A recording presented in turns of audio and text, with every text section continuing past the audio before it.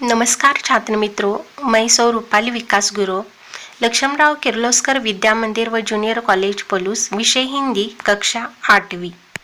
छठी कविता जरा प्यार से बोलना सीख लीजिए। कवि है रमेश दत्त शर्मा। कवि का परिचय। जन्म 1939, जलेसर, एटा, उत्तर प्रदेश का। मृत्यु हुई है 2012 में। परिचय। शर्मा जी 50 वर्षों से पत्र पत्रिकाओं, रेडियो और टीवी के माध्यम से वैज्ञानिक दृष्टिकोण का प्रचार प्रसार करते रहे। आपको विज्ञान लेखन में दर्जन से अधिक पुरस्कार मिल चुके हैं। आप कक्षा 7वीं 8वीं से ही स्थानीय मुशायरों में चचा जलेसरी के नाम से शिरकत करने लगे थे। पद्य संबंधी प्रस्तुत गजल के शेरों में शर्मा जी ने प्रेम से बोलना, सही समय पर बोलना, बोलने से पहले विचार करना, आत्मनियंत्रण रखना, मधुरभाषी होना आदि गुणों को अपनाने के लिए प्रेरित किया है। आपका मानना है कि हमेशा होठ सीख कर बैठना उचित नहीं है। आवश्यकतानुसार आक्रोश प्रकट करना भी जरूरी है।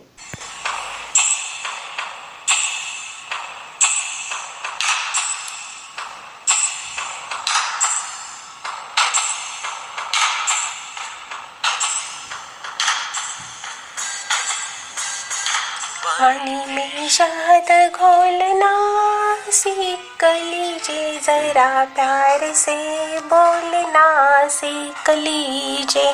पानी में शहद घोलना सीख लीजिए, जरा प्यार से बोलना सीख लीजिए।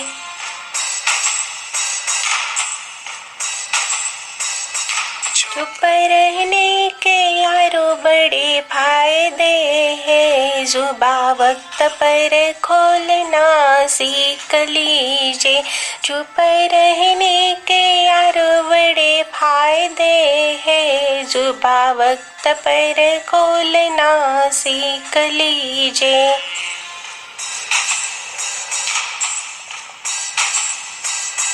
कुछ कहने से पहले जरा सोचिए, ख्यालों को खुद तोलना सीख लीजिए। कुछ कहने से पहले जरा सोचिए, ख्यालों को खुद तोलना सीख लीजिए। तू तड़ाक हो या फिर हो तू मैं अपने आप को टोकना सीख लीजिए। तू तड़ाक हो या फिर हो तू मैं अपने आप को टोकना सीख लीजिए।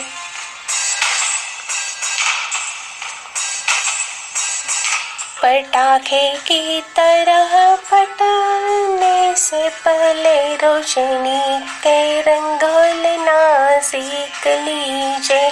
पटाखे की तरह फटने से पहले रोशनी के रंग घोलना सीख लीजिए। कटु वचन तो सदा बोते हैं, कांटे मीठी बोली के गुल रोपना सीख लीजिए। कटु वचन तो सदा बोते हैं, कांटे मीठी बोली के गुल रोपना सीख लीजिए।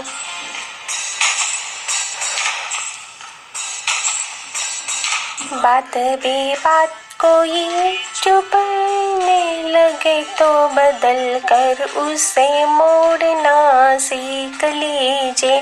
बात बेबात कोई चुपने लगे तो बदल कर उसे मोड़ना सीख लीजिए। किसने कहा होठ सीख करके बैठो, जरूरत पे मुंह खोलना सीख लीजिए। किसने कहा होठ सीख करके बैठो, जरूरत पे मुंह खोलना सीख लीजिए।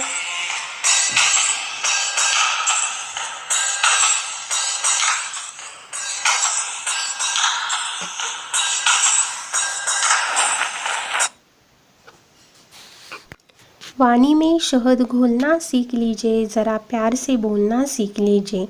कवि कहते हैं, हे मनुष्य, अपनी वाणी में शहद जैसी मिठास घोलना सीखो। यहाँ शहद यानी मधु, मराठी में मध। मध जिस तरह मीठा होता है उसी तरह हमारी वाणी मधुरभाषी होनी चाहिए। तुम सभी के साथ मीठे शब्दों में बात करो, जब भी बोलो प्यार से बोलो। चुप रहने के यारों बड़े फायदे हैं, जुबा वक्त पर खोलना सीख लीजिए। यहाँ यार यानी मित्र, फायदे लाभ, जुबा यानी वाणी। हमें कहा है चुप रहने के बहुत फायदे हैं, लेकिन हमेशा ही चुप रहने में फ़ायदा नहीं होता। कभी कभी ऐसा समय आता है उस वक्त हमें बोलना ही चाहिए। जब आवश्यकता हो तभी बोलो। अनेक अवसरों पर आवश्यकता न हो तब भी हम दूसरों को सलाह मशवरा दिया करते हैं। दोस्तों, चुप रहने के अनेक लाभ हैं। ऊर्जा बचती है, समय बचता है। उस ऊर्जा और समय को किसी सकारात्मक कार्य में लगाया जा सकता है। कुछ कहने से पहले ज़रा सोचिए, ख्यालों को खुद तौलना सीख लीजिए। यहाँ ख्याल यानी विचार, तौलना यानी नापना। किसी को कुछ कहने से पहले अपनी बात पर विचार करना और फिर बोलना सीखो। बोलने से पहले अपनी शब्दों को तौलने की आदत बनाओ। ऐसा न हो कि आपकी बातें सामने वाले को दुख पहुंचाए। तू तड़ाक हो या फिर हो तू मैं अपने आप को टोकना सीख लीजिए। यहाँ टोकना यानी रोकना, तू मैं यानी झगड़ा।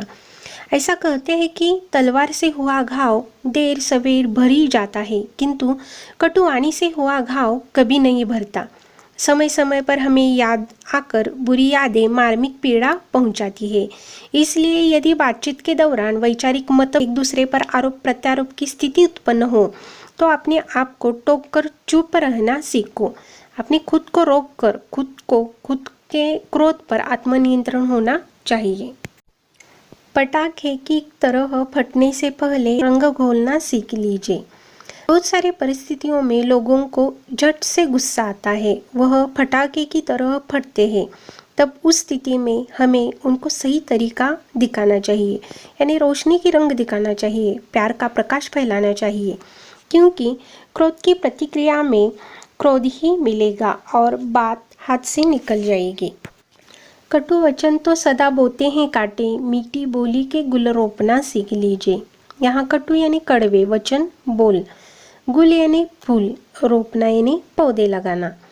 सामने वाले को हम आदर सम्मान से बुलाएंगे, वही भी तुम्हें आदर सम्मान देगा।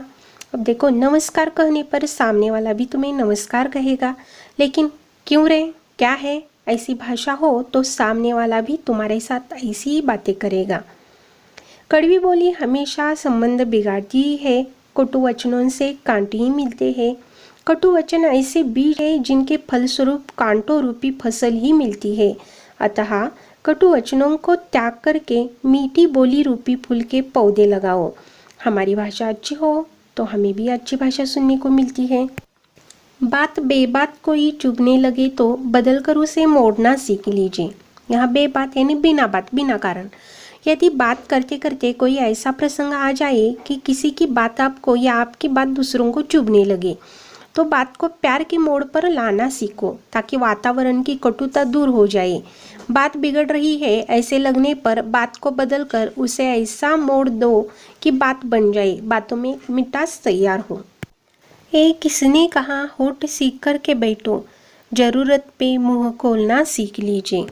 सीख कर यानी सिलकर, मुंह खोलना, अपनी बात कहना। हमें हमारे जीवन, विचार, व्यवहार पर बुरा असर डालने वाली बातों को भूलना चाहिए, लेकिन इस बात का भी ध्यान चाहिए कि हमें अनुचित बात पर होठ सीखकर यानी चुप भी नहीं बैठना चाहिए। कहीं कोई किसी प्रकार का अन्याय कर रहा हो या अत्याचार हो रहा हो तो उस समय चुप रह जाना भी अन्याय ही होगा। हमें ऐसी परिस्थिति में डट कर जोरदार शब्दों में उसका विरोध करना चाहिए। वाणी की मधुरता सामने वाले का मन जीत लेती है। वाणी की शक्ति मनुष्य के लिए वरदान और अभिशाप दोनों है। वास्तव में मधुर वचन औषधि के समान होते हैं। जिस प्रकार एक रोगी का रोग दूर करने के लिए उसे औषधि दी जाती है, उसी प्रकार व्यक्ति कितनी ही परेशानियों से घिरा और तनावग्रस्त क्यों न हो, किसी के मधुर वचन उसकी परेशानी व तनाव दूर करने में सहायक होते हैं। मधुर वचनों में इतनी शक्ति और आकर्षण होता है कि मधुर भाषी सारे जग को अपना बना लेता है। पराये भी मित्र एवं हितैषी बन जाते हैं। वही कटुभाषी व्यक्ति अपने घर में पराया हो जाता है। मानव संसार में शब्दों का बड़ा महत्व होता है, अतः हमें एक एक वचन सोच समझकर बोलना चाहिए। वास्तव में मधुर वचन दूसरों को आनंद की अनुभूति कराते हैं, वही हमारे मन को भी संतुष्टि और शीतलता से भर देते हैं। मीठी वाणी सफलता की कुंजी होती है, अतः हमें सदैव मीठा और उचित बोलना चाहिए। कहा भी गया है, तुलसी मीठे वचन तई सुख उपजत चहु, और वशीकरण के मंत्र है तज दे वचन कठोर।